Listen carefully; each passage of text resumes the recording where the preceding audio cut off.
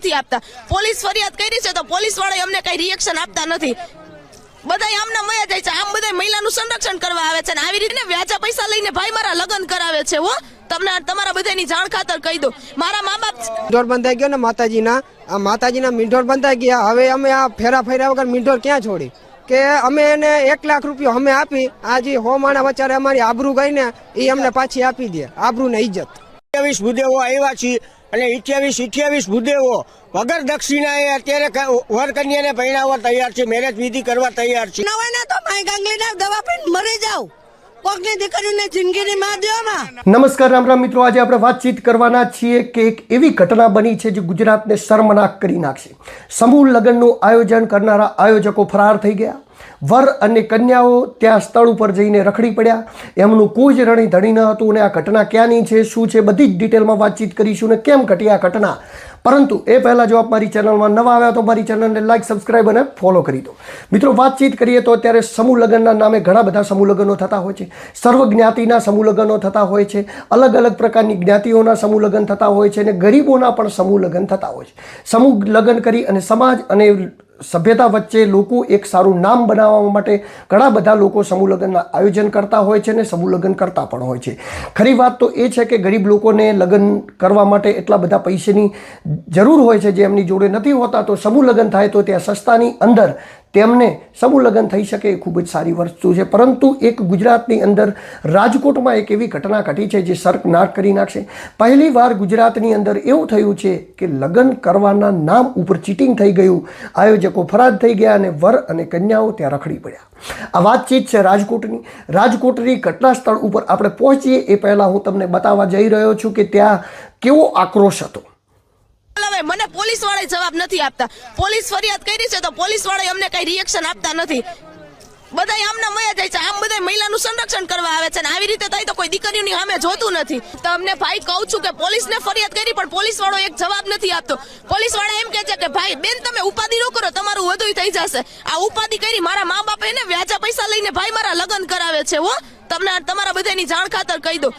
આવીને થઈને અમને કોઈ માણસ મળ્યો ને અમને કાંઈ, અમે સવારના અમારા છોકરા નાના છે, પાણી ટીપા વગરના હજી આટા મારે છે, તો તહેવાર ન હોય ને તો માય ગાંગલીના દવા પીને મરી જાવ, કોકની દીકરીને જિંદગીની માં દેવામાં। આ જો હે ને આ લોકો એ ચેતરીને વહી ગયા બરાબર, અને આ લોકો છે ને 15,000 લઈ ગયા છે, આ બધા પાર્લરમાં ત્યાં થકી બધાને ખર્ચા તો વયા ગયા ને એમ।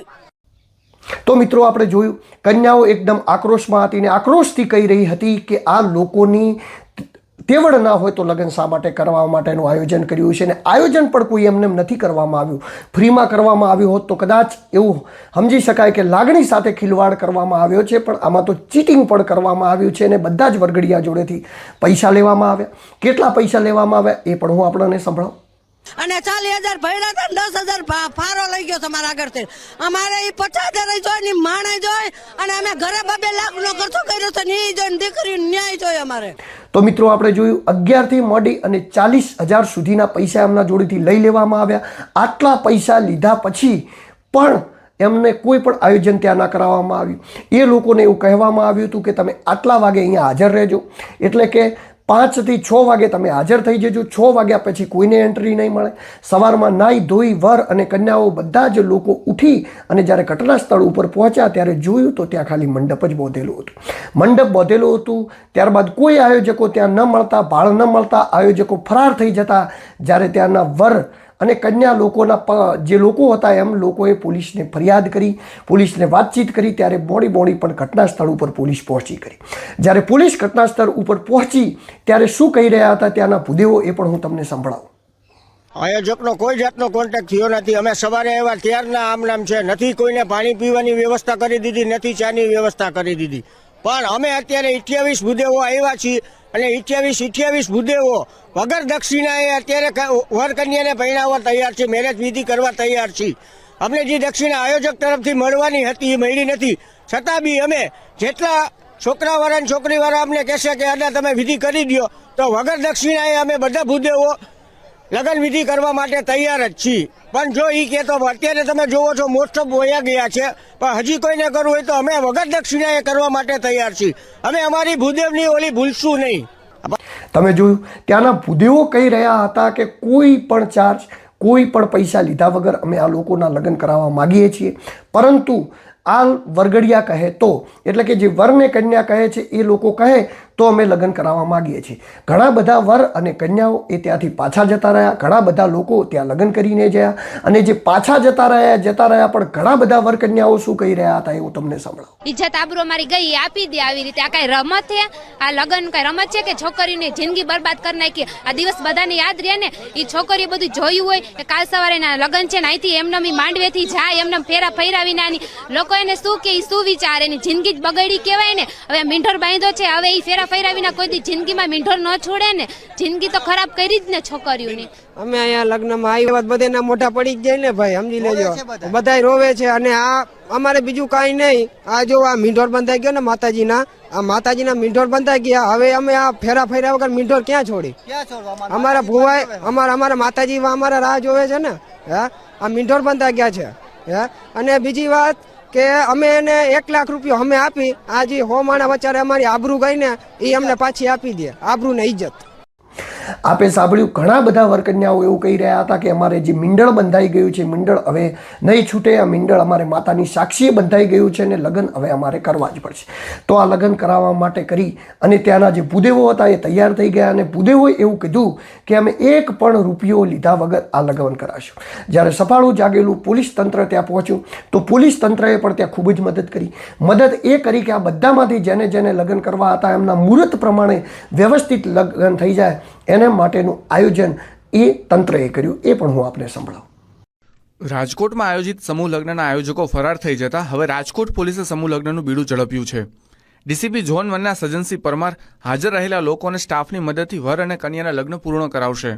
જોકે કેટલાક લોકો ઘરે પરત ફર્યા છે. તેઓને પણ અપીલ છે કે જો તેઓ પાછા આવે તો તેમને પણ વિધિ વિધાન સાથે લગ્ન કરાવવા માટે પોલીસ તૈયાર છે. આમાં કાયદો વ્યવસ્થાની પરિસ્થિતિ સંભાળવાની વાત તો પછી છે, પરંતુ જે કફોડી સ્થિતિમાં કન્યા પક્ષ અને વરપક્ષ મુકાણો છે એને આમાંથી કઈ રીતે આપણે હૈયાધારણ આપીએ અને જે એક વખત લગ્ન લખાઈ જાય એ હંમેશા બંધ ન રહેવા જોઈએ એવું આપણે પહેલેથી માનીએ છીએ. તો એ લોકોને કન્વિન્સ કર્યા કે અમે કોઈ પણ પ્રયત્નથી તમારા લગ્ન પાર પાડીએ. તો એ મુજબ અત્યારે જેટલા હાજર છે વર પક્ષ કન્યા પક્ષ વાળા એના લગ્ન અમે કરાવી રહેલ છીએ. આયોજકો ભાગી ગયા છે, એના વિરુદ્ધમાં તમામ કાર્યવાહી કરવામાં આવશે, પરંતુ લગ્ન છે એ રોકાય નહીં અને એનું મુહૂર્ત સચવાય એ માટે રાજકોટ પોલીસ દ્વારા જવાબદારી ઉઠાવવામાં આવી છે. અને જે હાજર લોકો છે એમના દ્વારા પણ અમને સારો સહકાર આપવામાં આવ્યો છે અને એમની લગ્નની વિધિ શરૂ કરાવવામાં આવી છે. તો મિત્રો, આ બધું જે તમે સાંભળ્યું આ ઘટના છે રાજકોટની. આજકાલ ગુજરાતની અંદર આવી ઘટના ઘટવા માંડી છે. એનાથી લોકોને હવે આવનારા સમયની અંદર સમૂહ લગ્નની અંદરથી વિશ્વાસ ઉઠી થશે. ઘણી બધી જગ્યાએ લોકો સમૂહ લગ્ન કરાવતા હોય છે. કોઈ હિન્દુ સમાજના કરાવતા હોય, કોઈ અન્ય સમાજના કરાવતા હોય, કોઈ ગરીબ લોકોના કરાવતા હોય છે. અને સમૂહ લગ્ન કરાવવા એ સારી વસ્તુ છે. કન્યાદાન કરવું એ સારી વસ્તુ છે. કારણ કે કોઈ ગરીબ જોડે પોતાના દીકરાઓને પરણાવવા કે દીકરીઓને પરણાવવા માટે પૈસા નથી હોતા અને એમના માટે સમૂહ લગ્નનું આયોજન થાય, ફંડ ફાળાનું આયોજન થાય એ ખૂબ જ સારી વસ્તુ છે. પણ આવા નરાધમોના લીધે ગુજરાતની અંદર જો આવી ઘટનાઓ ઘટશે તો લોકોને સમૂહ લગ્ન ઉપરથી વિશ્વાસ ઉઠી જાય. 11,000થી લઈને 40,000 સુધીના પૈસા ઉઘરાવી લગ્નનું આયોજન કર્યું અને જ્યારે એવું લાગ્યું કે લગ્નનું આયોજન સંપૂર્ણપણે પાર નહીં પાડે ત્યારે આયોજકો ફરાર થઈ ગયા. ત્યારબાદ તંત્ર જાગ્યું. તંત્રએ જાગી અને ઘટના સ્થળ ઉપર આવી અને શાંતિપૂર્વક જેમને લગ્ન કરવા હતા એ બંધેના લગ્ન કરાવ્યા. આ ઘટના હતી એ રાજકોટની. આવી અવનવી ઘટનાઓ જોવા માટે મારી ચેનલને લાઈક, સબસ્ક્રાઈબ, ફોલો કરો. હું દિલુ ચૌધરી. નમસ્કાર, રામ રામ.